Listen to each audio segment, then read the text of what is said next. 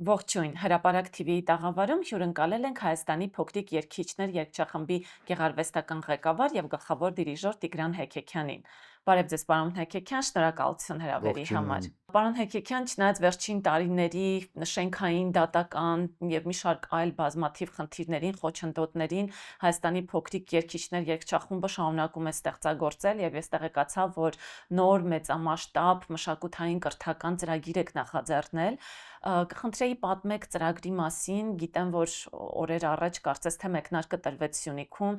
նպատակը որոնք են, ինչ ընթացք է ունենալու ծրագիրը։ Այնպես է ստացվել, որ մի քանի ծրագրեր են հիմա իրար հետ տեղի ունեցել մայիսին։ Երևի սկսեմ առաջինից, որը արդեն մի քանի ամիս առաջ նախաձեռնել ենք, Մարինե Մարգարյանը դիմել է ծրագրով, ԿԳՄՍ նախարարության դրամաշնորհին մասնակցել է եւ շահել է, հաղթել է, եւ այդ ծրագիրը հիմա կյանքի է կոչվում։ Իրականում այն ինչ որ հիմա տեղի է ունենում, մի փոքր այլ ձևաչափով տեղի էր ունենում դեռ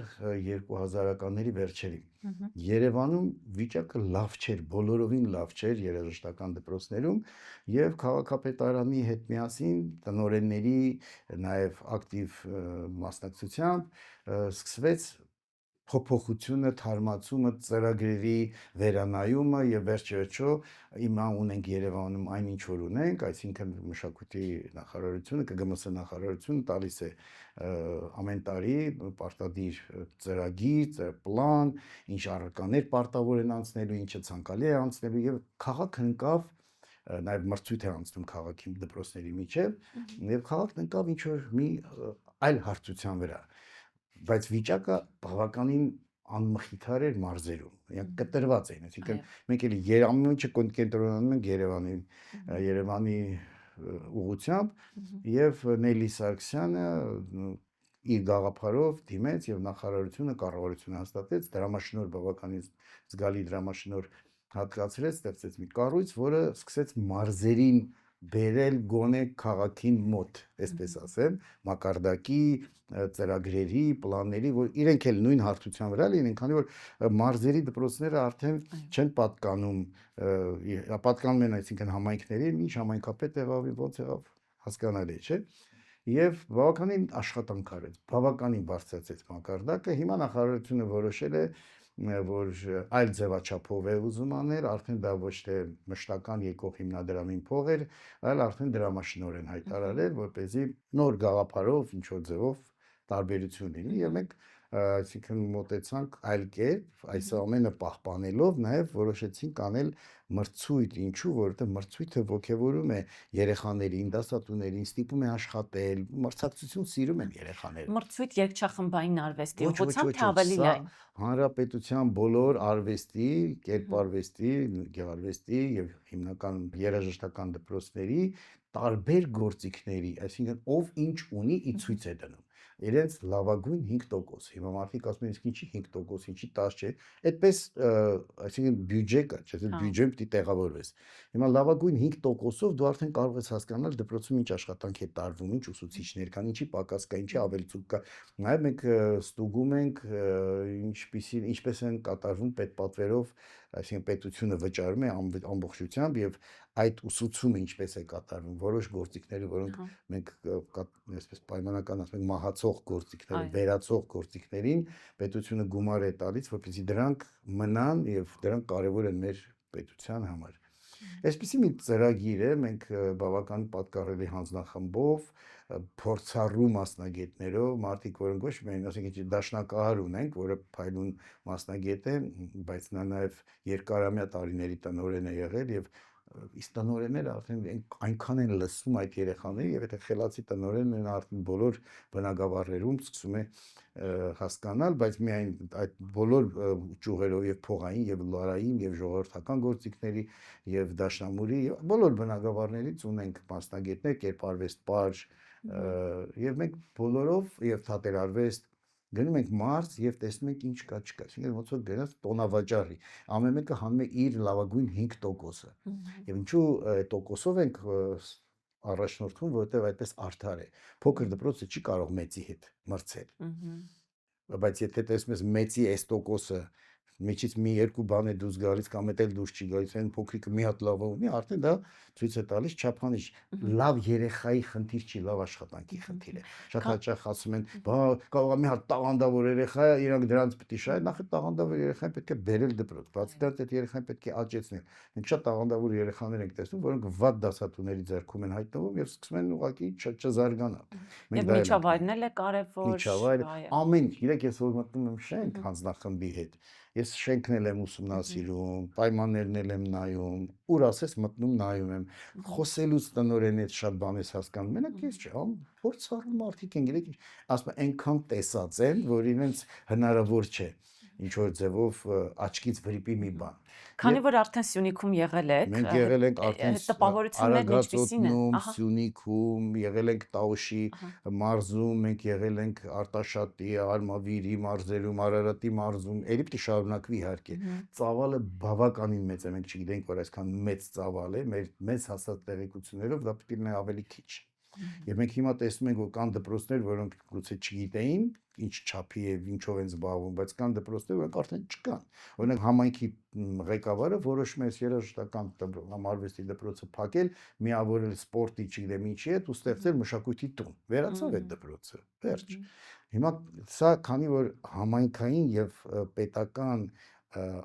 անհամապատասխանություն կա եւ իրարից անկախ են, ինչու մեկը պետք է դա ոնց ասենք կազմակերպի, ուսումնասիրի եւ բերի ընդհանուր դաշտի։ Կան դպրոցներ, որոնցեղ օրինակ չկան ուսումնասվարներ։ Դա գիտեք, անթույլատրելի է դպրոցը չունենա ուսումնասվար։ Համայնքապետը այդպես որոշել է, ինքը գուցե ունի պատճառներ, բայց դա անթույլատրելի է։ Դե վերջին տվյալներով հանրապետությունում 300-ից ավել դպրոց ընդհանրապես չունի տնօրեն։ Սա էլ մի այլ խնդիր է։ Գիտեք ինչ, հիմա նորաձև է դարձել խելացի քայլեր են, իրենց համար խելացի, ազատում են դպրոցի տնօրենին կամ ինչ-որ կազմակերպության տնօրենի, իրենց մարդուն դնում են ժամանակավոր պաշտոնակատար, 6 ամիս սպասում են, որտեղ ավելի իրավունք չունեն, երբեմն սահմաննել են անցնում, 6 ամիս սպասում են, ինքը ամրանում է, տեղավորվում է, մի քիչ հասկանում է գործից, մրցույթ են հայտարարում, եթե նույնիսկ մեկը փայլուն գրում է, իրենց ուզածին բրդում են առաջ ու դառնում է տնօրեն։ Դե արդեն ինքը տնօրեն է, ոնց ասում են, դե լուրքից մտնում, արդեն ինքը 6 ամիս մարդիկ օրենքները լավ չգիտեն։ Օրինակ օրենքները չիմանալով կա դպրոցի տնօրեն, որը ուսմասվարը երաժիշտ չի։ Ասում են, ո՞նց է արել, ասում են ինձ ով է թողում, բա համայնքապետը բահան, ես խիղճ համայնքապետը, ոնց համայնքապետն Աստված է։ Ինչ իրավունք ունեք կամ չթողնելու որ լինի այդ հաստիքը կամ ինչ իրավունք ունեք որպես որ լինի ոչ երաժիշտ, երբեմն գիտեք կարող է տնօրենը չլինի, բայց եթե տնօրենը երաժիշտ չէ, հեչ լավ չի, բայց եթե նույնիսկ այդպես է, ուրեմն իր ուսումնասիրը շատ ուժեղ պիտի լինի, որ այդ բոլոր երաժիշտներին կարողանա կազմակերպել։ Դու երաժիշտը չի լուրջ քեզ վերաբերում, եթե դու բան չես հասկանում երաժշտություն։ Մշակութային, արվեստային ինչ պոտենցիալ ունի այսօր մեր մարզային գյուղերը, քաղաքները, ինչ տպավորություն եք ստացել։ Տասնուր տպավորություն ենք ստացել, բայց ոչ թե երեխաներից, ինչ լավ երեխաներ ունենք։ Մենք 3 չառաչորն ենք Ազատամուտ գյուղում։ Ազատամուտը սահմանին է։ Մեկը մյուսից հրաշք երեխաներ։ Այսինքն կամ թեկուզ գյուղերի անուններ հիմա չտամ, ես ուզում եմ ընդհանրապես անուն չտալ, բայց սահմանամերձ ինձ համար շատ կարևոր է։ Եթե սահմանին կապած գյուղը մշակութապես հզոր չէ, սահմանը խոցելի է։ Մշակույթը դա զենք է, ոչ թե արվեստն է զենք, այլ մշակութապես ուժեղ, լեցուն մարդը, մշակութային միջավայրում ձևավորված մարդը, նա լավ ղեկավար է լինում, եթե ունի այդ ունակություններ էլի համեմատության մեջ եմ դնում ոչ մշակութային միջավայրում կրթված մեծացած մարդուն կամ դաստիարակված մարդուն։ Եվ այսօր այդ երեխաները տուժում են, որտեղ չկա ուսուցիչ, չկա լավ ուսուցիչ, ամբողջ մարզում, ոչ թե համայնքում, մարզում, ասենք կարող չլինի լավ ջութակի ուսուցիչ։ Ասենք կարող քամանչահարը, ասենք ջութակ դաստա, պատկերացնում եք, չէ՞։ Կամ ասենք նույն, ասենք թառահարը քամանչա տա, տարբեր գործիքներ են։ Եվ այս բացերը ինձ եւ մեր հանձնաժողովին մտորելու տեղիք է տալիս, ավելի մենք պատրաստվելու ենք հետո ներկայացնել նախարարությանը որոշ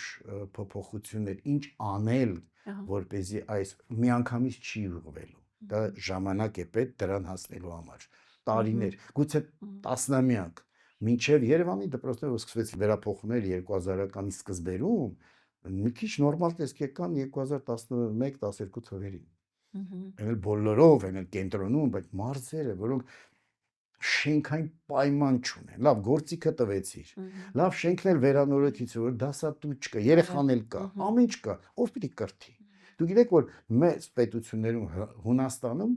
առարկաներ կան, մասնագիտություններ կա, որ չեն դասավանդվում։ Ասում են, բա դուք որտեղ եք սովորում։ Ասում են, մենք գնում ենք Բուլղարիայում ենք սովորում այդ մասնագիտությունները։ Ես ապշել էի։ Դե հիմա չգիտեմ ոնց է, բայց 98-7-8 թվականներին սաքսոֆոն եւ խմբավարներ գնում էին Բուլղարիայում էին սովորում, որովհետեւ չունեն, ամբողջ Հունաստանում չունեն Աթենքում մասնագետ։ Մենք գալիս ենք այդ օրվա։ Մեր սիմֆոնիկ նվագախումբը կարիք ունի մշտապես համալրվելու երաժիշտներով։ Երեք մեր սիմֆոնիկ նվագախմբի 100-ամյակն էր։ Ես ներկա էի, շատ տոնական, լավ համերգ էր, ամեն ինչը շատ լավ։ Ու տեսնում ես, որ հրավիրված երաժիշտներ են, բա մենք այսքան փող ենք ծախսում, մենք այսքան տաղանդավոր երեխեք ունենք։ Ինչու մենք չպետք է կարողանանք մեր ուժերով պահել սիմֆոնիկ նվագախումբ։ Այսինքն պետք է իմանանք ինչի կարիք ունի սիմֆոնիկ նվագախումբը եւ պետությունը ուղղի իր ջանքերը այդ կադրերը աճեցնելու համար։ Ամեն դեպքում հազարներություն, ամեն դեպքում շատ կարևոր այս շրջայցն է, նա եւ մշտադիտարկում է, եւ մեթոդական օգնություն է, եւ մրցույթի անցկացում է, որի արդյունքները հետո կտեսնենք, մենք արդեն ունենք համայնքներ, որոնք շատ տխուր տպավորություն են թողնում եւ ունենք արդեն համայնքներ կամ տնօրեններ, որոնք շատ լավ տպավորություն են թողնում եւ դա պետք է բարձրացնվի։ Մենք ունենք մրցանակային ֆոնդ, որը տալիս է Ամարաս միությունը Միացյալ Նահանգներից եւ շնորհակալ ենք իհարկե դրա համար եւ այդ դրանով էլ ենք առանձնացնելու եւ խրախուսելու։ Մրցակցությունը ինձ թվում է եւ շատ շատերին պիտի ստիպի, որ տակից սկսեն աշխատել, ոչ թե վերևից հրահանգով, այն էլ այս աշխատավարձներով հնարավոր չի։ Կրթության կարևորության մասին խոսեցիք, պարոն Հայքեքյան, վերջին ամիսներին շատ է շրջանառվում կրթվել է նորաձևե կարգախոսը, կարծում եմ տեղյակ եք, վարչապետի տիկինը մի քանի ամիս է այս կարգախոսով միջոցառումների շարք է անում եւ վերջին միջոցառումներից մեկի ժամանակ նաեւ հրավիրյալ բանախոսներ ունեին, որոնց թվում նաեւ մշակույթի գործիչներ կային։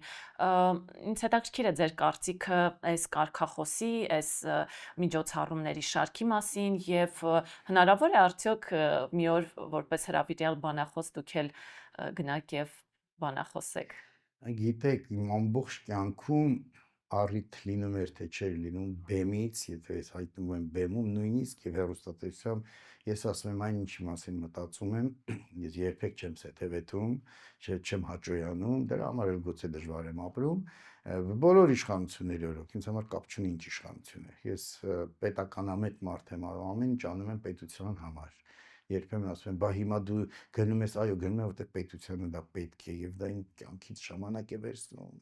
էներգիա, բայց ես որ առավել հիմա երբ որ այցելեցի դա տեսա։ Ինչ վերաբերում է կրթելուն, ինձ պետք չէ որ հրավիրեն, որ ես առանց դրա էլ դա անում եմ, բայց ինչ վերաբերում է այդ վերնագրին կրթելը նորաձև է, ինձ համար անհասկանալի է, առնվազն, որովհետեւ կրթելը եղել է դարեր ի վեր բոլոր ազգերի մոտ, այն ազգերը, որոնք դրան քիչ ուշադրություն են դարձնում, այդ ազգերը տկար են լինում։ Հիմա մենք ինչ մեր խոցելին մեզ համար Ադրբեջանը ինչով էր։ Հիմնականում մշակութային տկարությամբ եւ կրթության, այսինքն թույլ կրթությամբ, հա, նույնիսկ կրթությունը չէ, ինչքան մշակութային դաստիարակությամբ եւ մշակութային կրթությամբ։ Հիմա ուժի դար է իհարկե, բայց նաև մենք էլ մշակութապես տկարացել ենք եւ հավատքով ենք տկարացել եւ մշակույթով։ Հիմա ինչն է նորաձև, միգուցե ոմանց համար դա նորաձև է, ինձ համար ես երբեք նորաձևությանը չեմ հետևում, նույնիսկ արտաքին տեսքից։ Ինձ ինչ հարմար է դա հագնում եմ, ինչ թվում է ինձ սազում է դա հագնում եմ։ Ինձ ուրիշը չի կարող թելադրել որն է նորաձևը եւ կամ որ ես անեմ նորը հիմա վաղը եթե չկրթելը նորաձև լինի պետք է ես դա անեմ իհարկե ոչ հիմա իսկ ինչ բովանդակություն ունի որպեսզի մի բանի մասին խոսում ես պետք է բովանդակության մասին տեղյակ լինեմ ես տեղյակ չեմ ցավոք կամ բարեբախտաբար չեմ կարող ասել դրա համար ես այդ թեմայի մասին չեմ ուզում խոսել ուղղակի ուզում եմ ասել որ կրթել պետք է միշտ եւ պետք է կրթեն դպրոցում ուսուցիչները եւ դրա համար դպրոցի ուսուցիչի գինը շատ բարձր լինի եւ հարգանքի իմաստով եւ վերաբերմունքի իմաստով եւ աշխատավարձի իմաստով։ Այս սա ես ասում եմ միշտ եւ հիմա Երևանի երաժշտական դպրոցները զինվել են 15 տարի ավել 18-19 տարի Երևանի դպրոցներին զինում էր եւ քաղաքապետարանը, եւ Փյունիկ հիմնադրամը, եւ մշակույթի նախարարությունը մի գլուխ գործիքներ էին նվիրում։ Օգուտն ինչ։ Հա, լավ է որ երեխաները նվագում են լավ գործիքների վրա, բայց ով է կրթում, այ ինչու չեն մտածում դրա մասին։ Ինչու մենք կարող ենք նյութի համար փող տալ, բայց չենք կարող ստեղծողին գումարը բարձրացնել։ Ավելին հիմա ես որ պատտվում եմ մարզերում, ես տեսնում եմ նախ անհամապչապություն, որտեղ Երևանի քաղաքապետարանը բարձրացեց ժամի արժեքը 30-ի մոտ տոկոսով, մի քիչ պակաս, իսկ մարզերը մնացել են այդպես տկար վիճակում, բայց մարզ գնացող չկա, մարզից էլ եկող սովորող չկա։ Եթե ուզում եմ մեկ ասում, ես համոզում եմ, ասում եմ, արի Երևան, քեզ կսովորեցնենք, կուղարկենք, կգաս քո մարզում, որտեղ մնամ։ Մի հանրակացարան չունի։ Դե պետք է ունենան հանրակացարան, պետք է երեխաներին խրախուսեն, եկող երեխաներ պայմանագիր կնքեն, որ հետո անպայման վերադառնում են, եթե պետպատվերով են սովորում, վերադառնում են իրենց մարզը։ Այսինքն դա պիտի մի մեխանիզմ ու միանգամից բոլորն իրար հետ, ոչ թե սկզբից մեկը հետո մյուսը։ Այդ ժամանակ գուցե ինչ որ բան լինի։ Այդպես որ մենք վերջերս Սյունիքում ենք այս մրցույթը, որ մենք իրականացնում ենք, անվանել ենք մշակույթն, արվեստն ու մշակույթը, հայրենիքը, արվեստն ու ես։ Այսինքն մենք կապում ենք, որովհետև այդ եսը հայրենիքի մասն է, ամենակարևոր մասն է։ Մարդը մեր պետության ամենակարևոր էլեմենտ, չասեմ, էակն է, հա, կամ երևույթն է։ Մշակույթը այն է, որտեղ այդ մարդը պիտի ձևավորվի, մշակութապես պիտի ձևավորվի, ինչի համար որ հայրենիքը հզորանա։ Դրա համար այդ վերնագիրը Մարինե Մարգարյանի կողմից ես շատ ողջունում եմ մտածված եւ մենք դա իրականացնում ենք։ Զուգահեռ այնպես ստացվեց, որ համընկավ մայիսին Երկով եւ սիրով փառատոնի 5-րդ տարին էր, որ մենք նախաձեռնեցինք հայ փոքրիկ երգիչների միջազգային ասոցիացիա, որ մենք ասում եմ, հայ փոքրիկ երգիչները նախաձեռնել էին պատերազմից անմիջապես հետո ոգևորելու, գոտեպնդելու Արցախի եւ Սյունիքի ժողովրդին։ Եւ ոչ թե մենք գնում ենք համերգի, այլ մենք գնում ենք իրենց ոտքի հանելու, իրենց միավորելու, պատկերացնում եք, ասենք ամբողջ Արցախի Մարտակերտ Մարտունի տարբեր մարզերից երեխաները գալիս հավաքվում են ու միասին մենք երգում ենք ու միասին ծրագիր ենք սովորում, իրանք իրար հետ են շփվում, որովհետեւ Արցախում էլ կար, հա, ինքը Մարտակերտից, ինքը Մարտունից, ինքը ստեղից, ինքը Ստեփանակերտից։ Նույնը անում ենք Սյունիքում։ Գորիս կապան, միշտ լարվածություն կա, հա, ինչ լարվածություն, եղբայր բոլորի հետ շփվում ենք, ընտիրագույն մարդիկ են, ինչ ունեն, չէ, այս մարդկանց բաժանել բոլոր հնարավոր միջոցներով կամ մարդիկ իրանց որ սկսում են, իրանք իրենց բաժանել, դա անթույլատրելի եմ համարում, եւ մենք այս փառատոնը հիմա Արցախը չկա, ցավոք անում ենք Սյունիքում, Արցախի կարոտը մեր սրտում, եւ այստեղ էլ ես բեմից, նույն ձևի իմ խոսքը հղեցի մարդկանց եւ ասացի մենք դա անում ենք մայիսի 9-ին ամեն տարի, մեկ 28-ին, նայած, բայց հիմա ուզում ենք մայիսի 9-ին, որտեղ դա մեր հզոր հաղթանակի եւ մեր ինքնաճանաչման, մեր արժանապատվության, մեր կարևոր մի պատմական իրավիճակ էր։ Մեր արժանապատվությունը ընկավ տեղը էլ միանգամից ասեմ, որտեղ ես խորհրդային տարիներից եմ ապրում, հանգիստ դա կարող եմ ասել։ Եվ շատ լավ անցավ, նաև Սյունիքում այդ փառատոնը, հետո Հայաստանի փոքրիկ երգիչների ելույթ ունեցան սյունեցիների համար եւ ինձ համար ինչքան առանձին գիտեմ Կապանգորից, Խնձորեսկ, Տաթև եւ այլ, ինձ համար իրենք սյունեցի են եւ ավելին ասեմ հայ են։ Ես տարբերություն չեմ դնում։ Պարոն Հեկիկյան, կուզեմ հարցնել նաև Սայաթ-Նովայի երաժշտական դպրոցի մասին, որովհետև ամիսներ առաջ անցած տարեվերջին քաղաքապետի որոշմամբ հրամանով կարծես ազատվեցիք տնօրենի պաշտոնից, ինչով էր դա պայմանավորված, ձեր հանրային քաղաքացիական կեցվածքով, ինչ խնդիրներ կային։ Գիտեք, քաղաքական կեցվածք չունեմ, ես քաղաքական մարդ չեմ, ես ունեմ քաղաքացիական դիրքորոշում։ Եվ այդ քաղաքացիական դիրքորոշման պատճառով միշտ տուժել եմ, որովհետև քաղաքացիական դիրքորոշումն է, չեմ թողնում իմ քաղաքը, իմ երկիրը փչացնեն։ Ինչ որ բան դուրս չի գալի, ինչպես ծանողը, Չնայած հիմա ծնողքը երեխայից դիտողություն չի անում, ասում է վատամարդ չլինեմ։ Ես պատրաստ եմ վատամարդ լինել, բայց ես բարձրաձայնում եմ, որպեսզի ինձ նմաններն էլ երբ որ բարձրաձայնում են, ինչ-որտեղ զգոն են պահում, քաղաքացիական հասարակություն է ձևավորում։ Ես այդպես եմ մեծացնում իմ երեխաներին։ Ինչ կդուրս գա, չգիտեմ, բայց շատ սիրում եմ, որ մարդը քաղաքացիական դիրքորոշում ունի։ Եվ դեռ տասնյակ տարիներ, երբ որ ես տնօրեն էի հանրապետական կուսակցության բնական անդամ չէի, չնայած բոլոր տնօրենները անդամ էին, եւ այդտեղ էլ ունեի խնդիրներ, այսինքն օրենք դպրոցը չէր վերանորոգվում, որովհետեւ ես հանրապետական չէի, ասենք, բոլոր դպրոցները վերանորոգվեցին, բայց անձնապես ես խնդիր չեմ ունեցել ոչ քաղաքապետերի հետ, ոչ բան, եթե նույնիսկ ունեցել եմ իմ կեցվածքով իմ անկախությամբ չեն սիրում անկախ մարդկանց, ոնց են պայթում, ինչ պլյուս, գիտեք, այս այլ է մշակույթի պակաս։ Մենք ունեցել ենք փոխվարչապետ Գրիգոր Արեշյան, իմ խոնարհումը ինքը չկա արդեն 90-ականներին, հետո վարչապետ, փոխվարչապետ էր, մշակութահեն մարդ էր, եւ դրա համար իր հետ շփվելն էր հաճելի, ոչ թե հեշտ։ Իսկ եթե մարդիկ չունեն այդ հենքը, իրենք դառնում են պարզ սովորական չինովնիկի ամենավատ իմաստով, բիրտ, ինքնահավան, մանավանդ որտեղ իրենք փոքր են իրենց պաշտոնի համար, իրենք այդ պաշտոնը իրենց ուռճացնում է, այդպիսի խնդիրներ եղել են, բայց կարմիր գծեր իհարկե ոչ ոք չէր հատում, հասկանալով արժեքները, ինչ այդ էլ գիտեք դպրոցում կրթվել էին, սովետի դպրոցում կրթված էին, կրթվել էին։ Ես վաղուց էի ուզում դուրս գալ, բայց սկզբունքի հարց կար ուղղակի։ Ես ուղղակի դիմում գրեցի դուրս եկա։ Իհարկե բոլոր տեսակի ազատումները տեղի են ունենում հրամանով։ Եվ քաղաքապետի իմ դիմումի համաձայն հրաման տվեցին դուրս եկամ։ Բայց հիմա նույն բանը տեղի ունենում Պատանի հանդիսատես թատրոնի տնօրենի հետ անարդար ձևով, ասա ինքնիրավչություն է։ Ես կարծում եմ, որ պետական վերահսկողության ծառայությունը դրանով զբաղվի։ Այդ ինչ վարչություն է, որ ինչ ուզում անում է եւ դա կուլ են տալիս։ Սա պետության թույլ տեղն է։ Սա լակմուսի թերթն է։ Եթե այս բաները կուլ են գնում, ուրեմն ժողովուրդը ստիպված ասում է ոչ այս իշխանությունն է բան պետք, ոչ էլ խեղճերը ասում պետությունը։ Պետությունը կապ չունի։ Իշխանավորները պիտի մաքրեն իրենց շարքը, պիտի հսկեն, ասեն դուք էս ինչ եք անում։ Ինչու ինչ է տեղի ունեցել, որ դուք այսպես իմ ճանաչին պարագայում ընդամենը ես տեղն եմ դրել փոխքաղաքապետին ու վերջ։ Բայց դեպքում էլ հրավիրատոմսերի խնդիր էր, ասում են շատ է բաժանել։ Ժողովուրդ ջան, նախ շատ չի, որովհետև ես իհարկե իրենց պաշտպանը չեմ, բայց ես ճանաչում եմ Էմինին, հրաշալի անձնավորություն, իրեն բոլորը շատ սիրում են, ի տարբերություն մյուսների,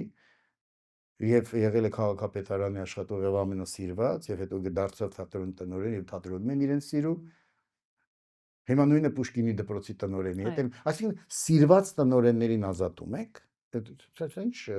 սա ում պատվերն է, լավ, սա ում պատվերն է, արդեն կարելի է մտածել, որ այստեղ ինչ-որ չար ուժեր որոշել են, բայց կա պետություն, կա իշխանություն, ասեմ մի հոգով, 5 հոգով չեն, չէ՞ հարցերը լուծում, պետք է ուշադիր լինել, ինչ է կատարում Երևանի քաղաքապետարանի մշակույթի վարչության հետ։ Ինչ կարող հիվանդացել է, մարդ որ հիվանդանում է բուժում են, չէ՞, այստեղ պետք է մտածել ինչ կարելի անել, որ լավանա, որտեղ մշակույթի վարչությունը մի ամբողջ համակարգի Երևան քաղաքի մշակույթի նախարար է փաստորեն։ Բայց դա ամենաթողության չի կարող հասնել, այնպես որ դրանք անցավ գնաց եւ ես միևնույն ես ապացուցեցի, որ իրենք սխալ են եւ դա ապացուցում եմ եւ դատական ճանապարհներով եւ ապացուցում եմ եւ մարդկայնորեն եւ իրավաբանորեն բոլորը ովքեր լսում են, ուղղակի շատ տխրում են, որ այսպիսի վիճակ է հիմա տեղի ունենում, այն ինչ որ ունենում է, դա անթույլատրելի է։ Եվ գիտեք ինչու է այդպես, որտեղ որևէ պետական պաշտոնյա մանր թե մեծ պատասխան չտվեց նախկինները, դրանցից նախկինները որևէ մեկը պատասխան չի տալիս իր արածի համար, հանգիստ ապրում են։ Ոլորտն են բարի տալիս այդ բառը կներեք, ոլորտը, հիմնարկը, ժամանակին այդ նույն բան եղավ Օհանդուրյանի հետ, մարսեցին գնաց, չէ՞։ Բայց չէ որ Օհանդուրյանը ծանր հիվանդացավ եւ դրանից հետո շատ դժվար ապակինվեց, դա իր կյանքի եւ նորմալ ապրելաձևի վրա ազդեց։ Արամ Ղարաբեկյանի այդ նույն բանն եղավ։ Հիմա շարունակվում է, դա պետք է վերջ տրվի դա։ Այդքան շատ չունենք լավ մասնագետներ եւ լավ մարդիկ։ Պաշտոնում, պաշտոն զբաղեցնող այդքան շատ չունենք։ Պարոն Հեկիկյան, նաև դատական process-ների մասին էլ խոսենք, միաժամանակ ստեղծագործական ձեր գործունեությանը զուգահեռ դուք երևի թե ունեք մի քանի դատական գործընթացներ, թե Արամի 23-ի հուշարձան շենքի հետ կապված, թե Սայաթ-Նովա դպրոցի այնտեղ հաստիկների կրճատման խնդիր կա, չէ՞, կարծեմ դրա հետ կապված ինչ ընթացք է եւ արդարության հասնել դատական ճանապարհներով որքանով է ռեալ այսօր մեր իրականությունում։ Դատական process-ներն այնքան շատ են, եւ երբ որ ես արթնանում եմ առավոտյան զանգահարում եմ հիմնակ ասում եմ այսօր որտեղ են գնում դատի, ասում եմ այսօր չի վաղը չի միսօր, մենք անընդհատ մենք 8-9 հայց ունենք ու ամեն անգամ միտեղ դատական process է տեղի ունենում, արդեն հումորով ենք վերաբերում, բայց դες ասեմ, որ ի պատիվ պիտի ասեմ, ում ուզում եք հասկացեք ի պատիվ, հատկապես դատավորների մենք ունենք իրապես լավ դատավորներ եւ ունենք այսպես դատական համակարգը մեր ոնց որ բաժանված լինի, ինձ ասում են այդպես մեջի մարդիկ, փաստաբաններ, իրավաբաններ, դատավորներ, ԲԴԽ-ի անդամներ իրենք են պատմում, ինձ որ բաժանված է մի մասը եւ նախկինում եւ ներկայում այսպես լպստող, կռացող, հարմարվող պատվեր կատարողներ են իշխանության կողմից, ինչ ասես կանեն, դա գուցե շատ մեծ մաս չեն, ես չեմ կարող ասել դա տեղյակ չեմ, բայց ասում են այդպես եւ մենք հետո տեսնում ենք դատական process-ների ժամանակ, իսկ կան շատ կայուն դատավորներ, որոնց միևնույն է Տիգրան Հեկեկյանն է, թե վարչապետն է, թե հավաքարարը, իրենք ճիշտ իրենց արդար ճանապարհով գնացող դատավորներ են, բավականին շատ են։ Ես խոնարհվում եմ այդպիսի դատավորների առաջ, որտեղ եթե ես դատավոր լինեի, ես այդպիսին կլինեի ու ինձ դուր են գալիս։ Իրենք բոլորովին հաշվի չեն առնում ով է։ Իրենց հետ դու կապ չես կարող հաստատել, բացառվում է։ Իրենք իրենց գործն են անում, հետո էլ չենք հանդիպում իրենց երբեք եւ հույս ներշնչում են։ Համենայնիվ մենք երևի 6-7 դատական հայցեր առնվազն հաղթել ենք։ Դե Սայաթ-Նովայում մենք դատական process ուրիշ process ենք ունեցել, էլի հաղթել ենք մի 3-4 process, բայց դա չի եղել քաղաքապետարանի հետ, դա եղել է անձի հետ, իսկ որը բոլորին սխալ էր, ուղղակի քաղաքապետարանը պաշտպանում էր այդ սխալ անձին, այդ էր հետաքրքիր։ Ավելի գոտեպնդում էր իրեն, որ ինքը այդ process-ը իրականացնի։ Բայց օրինակ Հայաստանի փոքրիկ երկիչների հաստիկների կրճատման հետ ենք դատական process-ի մեջ եղել եւ 2 դատական ատյաններում շահել ենք եւ Արամի 23-ի հետ ենք պարբերաբար դրական պատասխաններ ստանում մեր հայցերին, ուղղակի վատը նա է, որ դատախազությունը բռնել է հակառակ կողմը, այսինքն պիտի մեզ հետ լինի պաշտպանի պատմական հուշարձան շենքը եւ նրա հետ լավ քննիչ ինչ նպատակներով Խաչիկ Գալստյանը կարծեմ իր գործն է անում, որպեսզի որոշ մարդիկ պատիժ չկրեն, ասենք դատախազությունը վերահսկող է, չէ՞։ Դատախազներ են փոխվում, դատախազության հսկողներ են փոխվում, բայց գիծը մնում է նույնը։ Այսա շատ ցավ է պատճառում, բայց ապրեն այն դատավորները,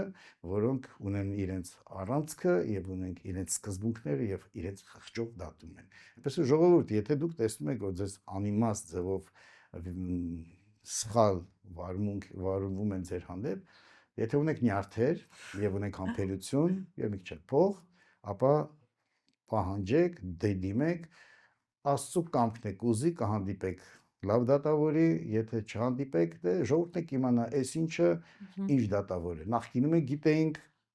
ներկայում էլ գիտենք։ Պարոն Հեկիկյան, մոտ 1 ամիս առաջ հանրային դաշտում նոր շարժում ձևավորվեց Հայոց տուն հայկական էլիտայի նախաձեռնություն,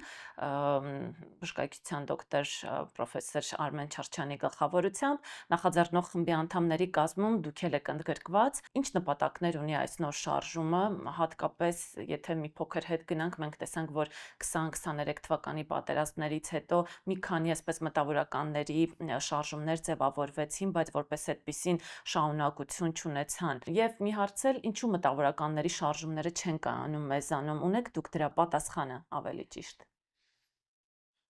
Մտավորականների շարժումները չեն կայանում, ես այդքան վստահ չգիտեմ, կայանում են թե չեն կայանում, չեմ կարող ասել, բայց ձեր խոսքին հետևեմ, ապա որովհետև մշակույթի արվեստի գործիչները կամ մշակույթի մարդիկ լավ այդպես ասեմ, չնայած ինձ համար ես գյուղում գյուղացի գիտեի հողագործ մարդ, որը այնքան մշակութապես հզոր էր, որ կերազեր ցանկացած արվեստագետ։ Բայց Արվեստի մարդկանց արժեքազրկում են արդեն տասնամյակներ։ Խորհրդային Միությունը իրենց ամեն ձևով փորձում էր արժեքավորել, որպես հետո իրենց միջոցով ազդեր ժողովրդի վրա։ Այս անկախ Հայաստանում որոշեցին, որ էլի շարունակում էին, մինչև շարունակվում էր դեռ որոշ չափով, բայց ոչ արդեն այն չափով, եւ հիմա ընդհանրապես, որովհետեւ երևի կարիքը չունեն ժողովրդի վրա, իրենք են ազդում, չգիտեմ ինչ պատճառով, այսօր այո, այս համացանցում տեղի ունեցող խառնաշփոթը արդեն ով ուզի, ինչ ուզի խոսի, խորհրդային տարիներին թույլ են տալի խոսել մարդկանց, ովքեր դրա գուցե կամ իրավունք ունեին կամ արժանի էին, բայց իրավունք չունեին, չէին թողնում։ Իսկ հիմա ընդհանրապես ով ուզում խոսում է, ով ուզի, խելք ունի, խելք չունի, միտք չունի, վաստակ ունի, կապ չունի։ Եվ արժեքազրկվեց։ Ինչ վերաբերում է ձեր ասած շարժմանը, ապա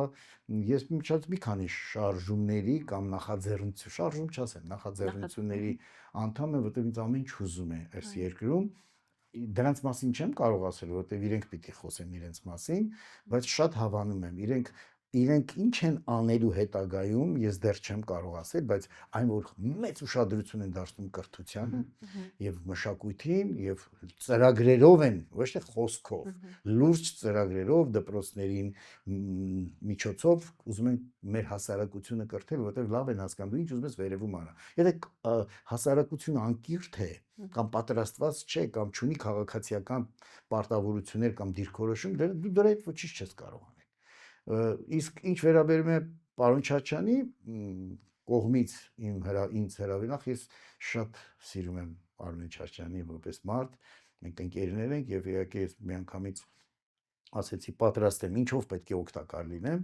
առայժմ այսպես դանդաղ է գնում ընթացքը, իսկ գուցե եւ լավ է որ մի բան արագ-արագ է գնում, սխալներ կարող է շատ անել։ Ես էլ որ անդադ զբաղված եմ, գուցե ես շատ բան դեռ չգիտեմ, բայց այստեղ էլ մեծ ուշադրություն եմ դարձնում կրթությանն ու մշակույթին, որը ինձ համար թուլությունս է եւ կարծում եմ նպատակն այն է, որ բացահայտենք այն ինչ որ լավ չէ, փորձենք ճանապարհ ցույց տալ մասնագետների միջոցով, դա ես չեմ։ Մենք ուղղակի նախաձեռնել ենք, բայց լուրջ մասնագետների տարբեր ոլորտներում ընդգրկելով, կարծիքներ լսելով, իրար հետ վիճելով, վիճաբանելով, բերենք մի փաթեթավորման եւ ներկայացնենք, ասենք իշխանությանը, որ ժողովուրդ, սա կարելի է այսպես անել։ Դե հիմա արդեն մնացածը հետո կերևա կընկալվի թե չէ, բայց երբ որ դա անում ես պետության հզորացման համար, դա պետք է մարդ անխելք լինի, որ չանի, որովհետեւ մենք ուզում ենք չասել, ես գիտեք ինչ խելոք եմ այս բանն եմ ասում, չէ, ես կարող եմ ասում եմ մի ավելի ուրիշ մի խելոք, ասում եմ, բայց ես ավելի հետաքրքիր գաղափար ունեմ։ Այսինքն մտքերի փոխանակում եւ ճիշտ գաղափարների, ճիշտ ճանապարհների հարթում բոլոր տարբեր ուղղություններով եւ ավելին ես վերջի մեր հանդիպման ժամանակ ասացի, որ մենք արդեն մեծ ենք այս ամենի համար, մենք պիտի իրենց հովանի լինենք եւ մենք պիտի ներքաշենք երիտասարդների 18-ից սկսած խելացի միտք ունեցող մեր հայրենիքը սիրող, մեր երկիրը սիրող, մեր պետությունը սիրող երիտասարդների պետք է ներգրավենք, որովհետեւ իրենք այդ կերպ են նայում կյանքին շատ ավելի լավ կամ ճիշտ, որովհետեւ մենք մնացել ենք դեռ այն կրթությամբ ու դաստիարակությամբ հասկանում ենք, բայց տակից թարմ հոսք է պետք, թարմ հոսք եւ բոլորը համաձայնվեցին, ես շատ ուրախ եմ, շատ հաճելի մարդիկ են, բոլորին համաձայնվեցին, տեսնենք քայլերը ուր կտանեն։ Շնորհակալություն շատ պարոն Հեքեքյան, հաջողություններ ձեր գործերին։ Ես էլ եմ շնորհակալ։